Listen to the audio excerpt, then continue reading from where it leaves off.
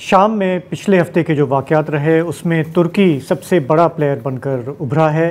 कोई 12 साल के गैप के बाद दमिश्क में तुर्की का परचम लहराया है। वहाँ पर उनकी एम्बेसी को विज़िट किया है उनके मिनिस्टर्स ने। तुर्की के जो इंटेलिजेंस चीफ़ हैं उन्होंने भी चंद दिन पहले दमिश्क का दौरा किया, इब्राहिम कालन ने। और वो HTS वो गिरोह जो कि इस वक्त कंट्रोल संभाले हुए है दमिश्क का, शाम का, उनके लीडर के साथ उन्होंने शहर का दौरा किया और तकरीबन ऐसा लगा कि एक फातह के तौर पर उन्होंने वहाँ पे उनको रिसीव किया गया। वहाँ पे क्राउड्स थे। रीजन में भी हम देखते हैं तो रजब तैयब उर्दगान साहब जो हैं वो बहुत एक्टिव हैं। UAE से बात कर रहे हैं, सऊदी अरब से बात कर रहे हैं। परसों वो काहिरा में होंगे, वहाँ पे एक कॉन्फ्रेंस है और उनकी कोशिश ये है कि अब चूँकि हालात उनके हक़ में हैं तो बाकी पड़ोसी मुल्क भी जो है वो उनके साथ एक इक्वेशन में आ जाएं ताकि वहाँ पे खाना जंगी ना हो, वहाँ पे सबके मफादात का तहफ़्फ़ुज़ हो, यानी कि पड़ोसियों के मफादात का तहफ़्फ़ुज़ हो। ये उनकी मेन कोशिश नज़र आती है। इस वक्त the road to Damascus goes through Turkey.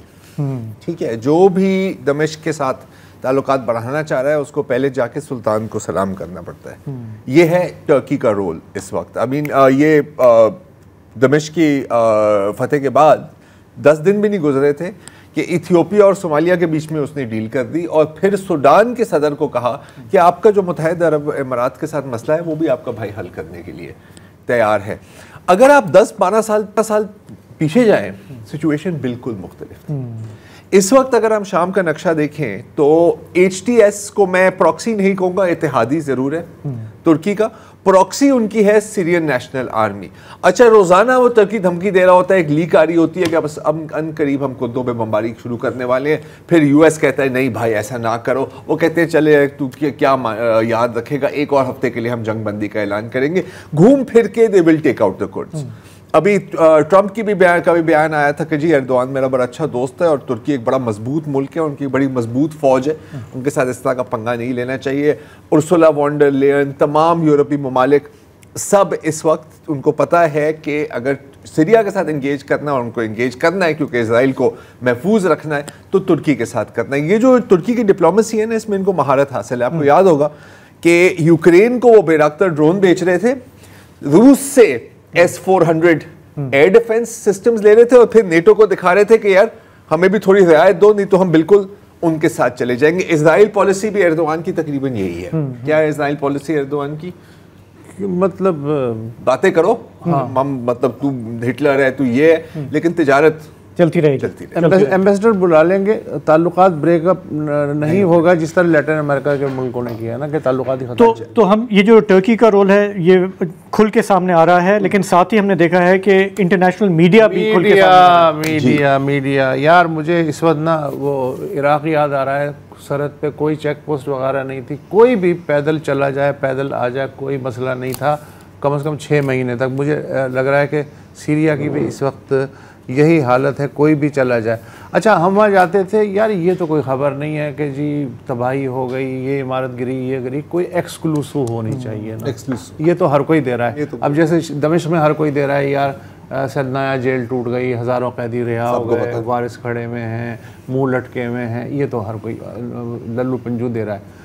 Exclusive तो बाज़ औक़ात एक्सक्लूसिव जो है ना वो आपको मुसीबत में डाल देती है और बड़े बड़े जो हमारे सहाफ़ी हैं वो मुसीबत में फंस जाते हैं। मसलन मैं देसी सहाफ़ियों का बायस्ड हूँ जो कि नाम नहीं लूँगा, 2-4 हैं मेरे जहन में, लेकिन मैं मिसाल दूँगा गोरों की। CNN आपको पता है, उसकी इंटरनेशनल कॉरस्पॉन्डेंट हैं क्लैरिसा वॉर्ड, आपको पता है, बहुत सारी रिपोर्टें आपने उनकी सुनी होगी। तो आपने वो देखी रिपोर्ट, आप ही ने तवज्जो दिलाई थी कि जी एक क्लैरिसा वॉर्ड एक जेल गार्ड के साथ जो हैं वो मौजूद हैं। जेल गार्ड से वो कुफल नहीं खुल रहा उसका सेल का, तो वो बेचारा तंग आके जो है उसे फायर करके जो है तोड़ देता है। तो अंदर ये क्लैरिसा और वो गार्ड दाखिल होते हैं तो कोई कंबल पड़ा हुआ है, ऊंचा सा कंबल में कोई इंसान लेटा हुआ है। अचानक से वो आदमी जो है वो उठ के खड़ा हो जाता है और फटी फटी नज़रों से देखता है। क्लैरिसा को एक्सक्लूसिव स्टोरी मिल चुकी है।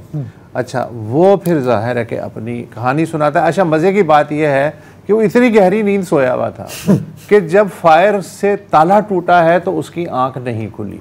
लेकिन जब ये दोनों अंदर दाखिल हुए तो अचानक इनकी आवाज के शोर से उसकी नींद डिस्टर्ब हो गई। ये देखें आप, पहला।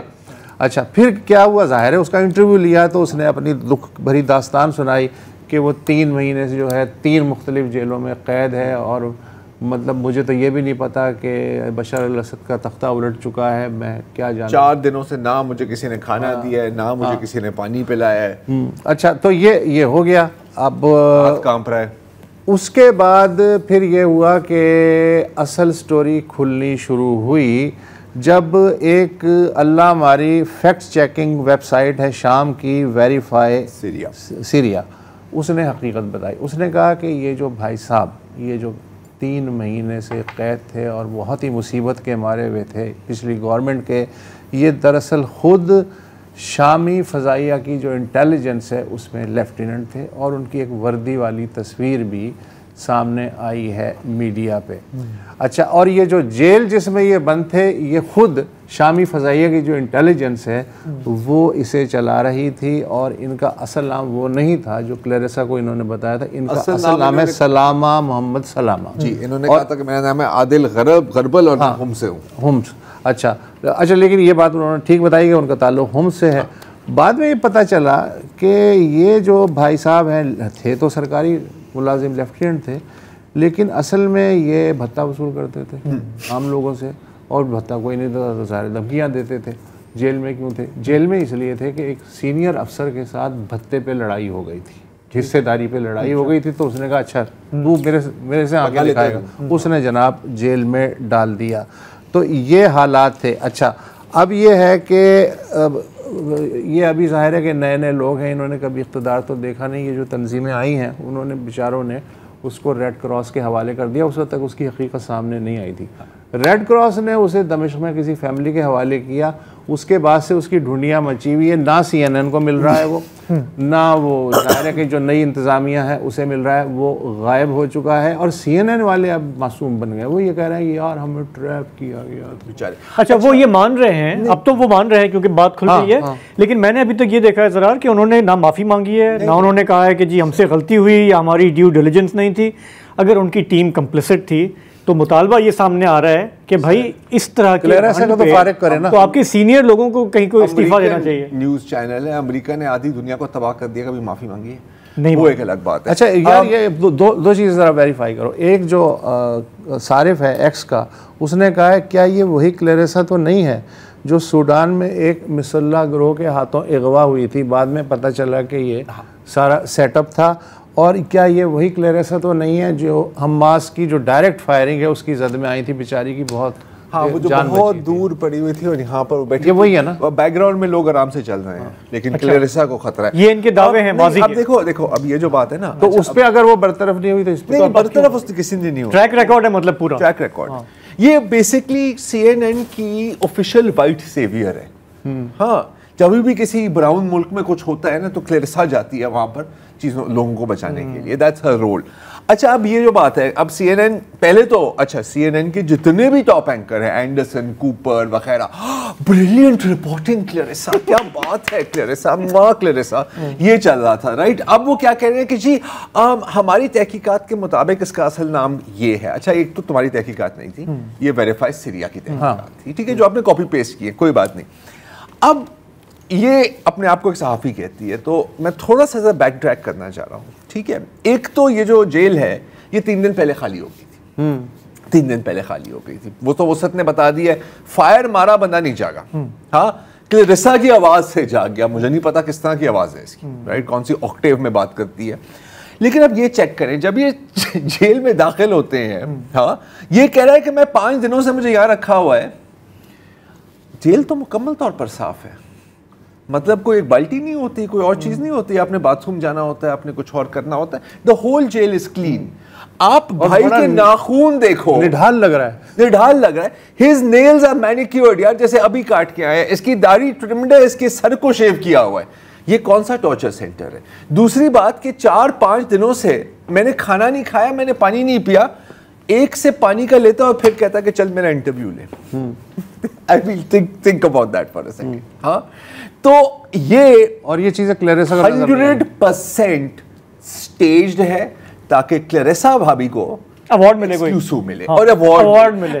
आई will dedicate this to the brave people of Syria, ये वाला अवार्ड होगा। वैसे वेरी ब्रीफली, हमने भी ऐसे बहुत अच्छे साफियों के साथ भी काम किया, लेकिन एक मुझे जहन में आ रही हैं जो इस तरह, जो बड़ी आफ्ता हमारी थी बीबीसी में, और एक दफ़ा मैंने उनको ये देखा कि वो जब जा रही थी एक विक्टिम फैमिली से इंटरव्यू करने, जब बॉम्बिंग हो गई थी, तो उन्होंने रिपोर्टर को कहा कि मैं अब अंदर जा रही हूँ, देखना मैं इनको रुलाती कैसे हूँ। हाँ। और जब आंसू निकले तो उसका टाइट शॉट ज़रूर लेना। हाँ। क्योंकि वो शॉट्स हैं जिससे मुझे अवार्ड मिलेगा। तो इस तरह के जालिम लोग भी होते हैं हमारे पेशे में, लेकिन जब पोल खुल जाए रेटिंग के लिए कुछ तो भी उसके बाद, हाँ, रेटिंग के लिए कुछ भी करेगा।